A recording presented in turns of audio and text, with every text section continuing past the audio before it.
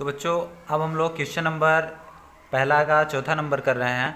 तो देखो इसमें दिया गया है बच्चों, सबसे पहले इसमें कहा है कि वृत्त तथा उसकी स्पर्श रेखा के उभयनिष्ठ बिंदु को क्या कहते हैं।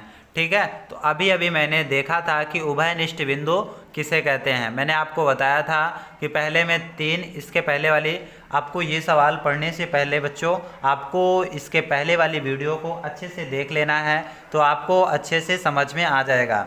ठीक है, तो इसको उसको हम लोग पढ़ेंगे तो इसको करने में हम लोग को आसानी हो जाएगी। ठीक है, तो आइए हम लोग इसको करते हैं। कहा है कि वृत्त तथा उसकी स्पर्श रेखा के उभयनिष्ठ बिंदु को क्या कहते हैं। तो हम लोग अभी देख रहे हैं कि एक वृत्त बनाकर इसको हम लोग समझते हैं। हर एक एग्जाम्पल में वृत्त बनाकर समझेंगे बच्चों, तो अच्छे से हमको समझ में आ जाएगा। तो देखते हैं इसमें कितनी स्पर्श रेखा को उभयनिष्ठ बिंदु कहते हैं। देखिए जब कोई रेखा ऐसे इस मॉडल से होगी तो देखिए इसका नाम P, इसका नाम Q, इसका नाम P, इसका नाम हम लोग Q रखते हैं।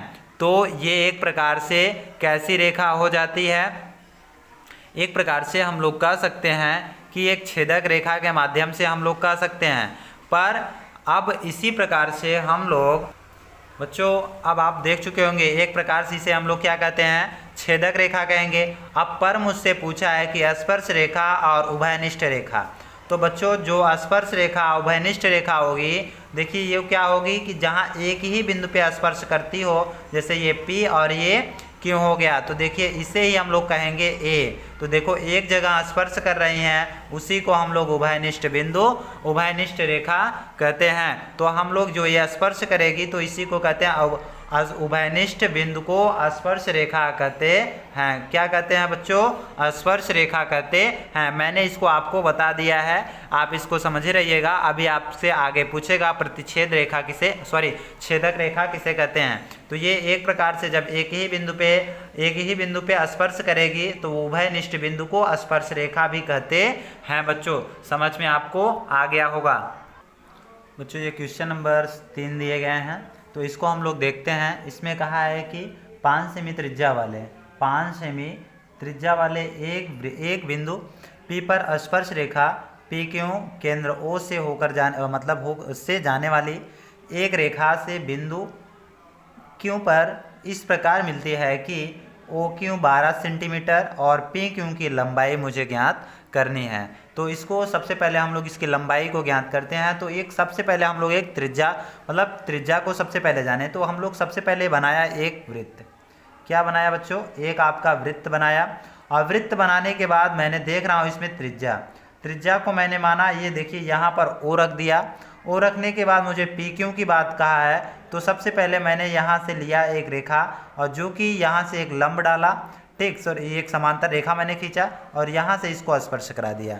तो ठीक, तो देखिए ये O हो जाएगा और आपका ये हो जाएगा P और ये हो जाएगा आपका Q हो जाएगा। बच्चों इतना आपको समझ में आ गया होगा। अब हम लोग देखते हैं, इसमें कहा है कि OQ मतलब O और Q का मान कितना दिया है, 12 सेंटीमीटर दिया है, मतलब 12 सेमी दिया है तो सेंटीमीटर देख, ठीक। और OP कितना दिया है आपका, मतलब OP तो इसमें दिया, मतलब कहा है ना, देखो निर्देश में दे दिया 5 सेमी त्रिज्या वाले।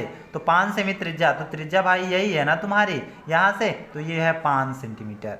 ठीक है, अब देखिए हमको PQ की लंबाई ज्ञात करनी है, तो मुझे PQ की लंबाई पता नहीं है, तो यहाँ पर PQ की लंबाई मुझे ज्ञात करनी है। तो आइए हम लोग देखते हैं PQ की लंबाई पाइथागोरस प्रमेय से हम लोग निकालते हैं। किससे, पाइथागोरस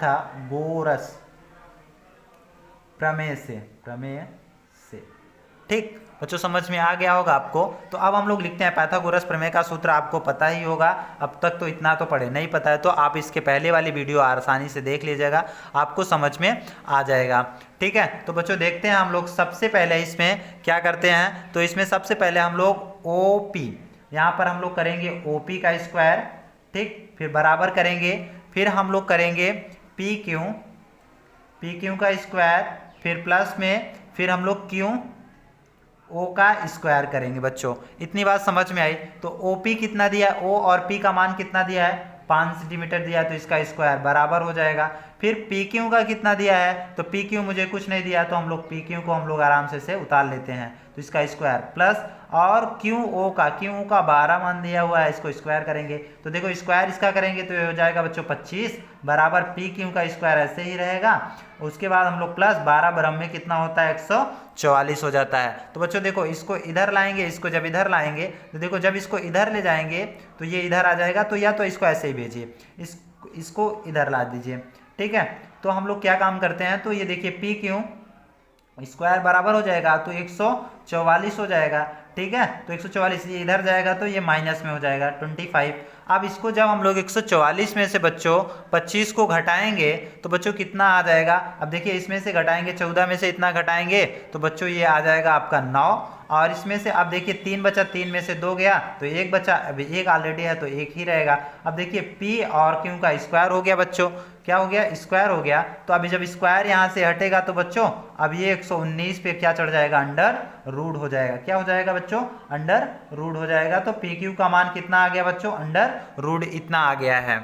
तो बच्चों आप में ऑप्शन दिया हुआ है, तो ऑप्शन बच्चों देख लीजिए ऑप्शन कितना दिया है, इसमें देखिए 12, 13, 8.5 और अंडर रूट में 119, ठीक है। तो देखिए इसमें कितना आ रहा है, पी क्यू का मान 119, तो पी क्यू का मान हम लोग बता सकते हैं कितना आएगा बच्चों 119। तो यहाँ पर हम लोग अंडर रूट में कितना लिख देंगे 119। तो बच्चों समझ में आपको आ गया होगा। अब हम लोग क्वेश्चन नंबर 4 देखते हैं। बच्चों क्वेश्चन नंबर 4 में कहा है कि एक वृत्त खींचिए, मतलब एक वृत्त खींचिए और एक दी गई रेखा के समांतर, एक दी गई रेखा के समांतर 2 ऐसी रेखाएं खींचिए कि उनमें से एक स्पर्श रेखा हो, मतलब एक स्पर्श रेखा हो तथा दूसरी छेदक रेखा बन जाए। मतलब कि एक वृत्त में एक ऐसी रेखा खींचिए कि एक स्पर्श रेखा हो जाए और दूसरी छेदक रेखा हो जाती है। तो अभी हम लोग इसमें आराम से और आसानी से लिखते हैं बच्चों, तो हमको समझ में आ जाएगा। तो हम लोग देखिए सबसे पहले एक वृत्त बनाते हैं। तो एक वृत्त मैंने बनाया और इस वृत्त में बनाने के बाद देखिए एक रेखा मैंने खींचा, तो एक रेखा एक स्पर्श रेखा हो जाए। तो देखिए एक वृत्त बनाया, अब इसको ऐसे टच करा दिया बच्चों, तो ये कौन सी रेखा हो गई, एक स्पर्श रेखा हो जाती है। कौन सी रेखा हो जाएगी, स्पर्श रेखा हो जाएगी। बच्चों बस समझ में आ गया होगा।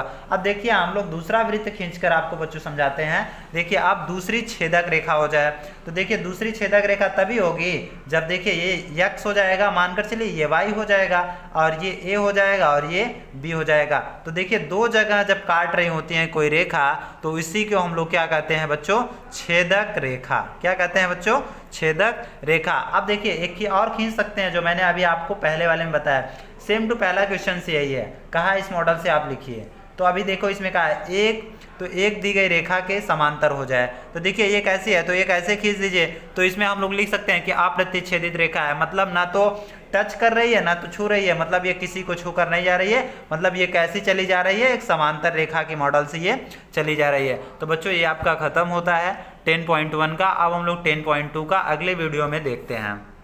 बच्चों वीडियो अच्छी लगे तो लाइक और सब्सक्राइब ज़रूर कर दीजिए।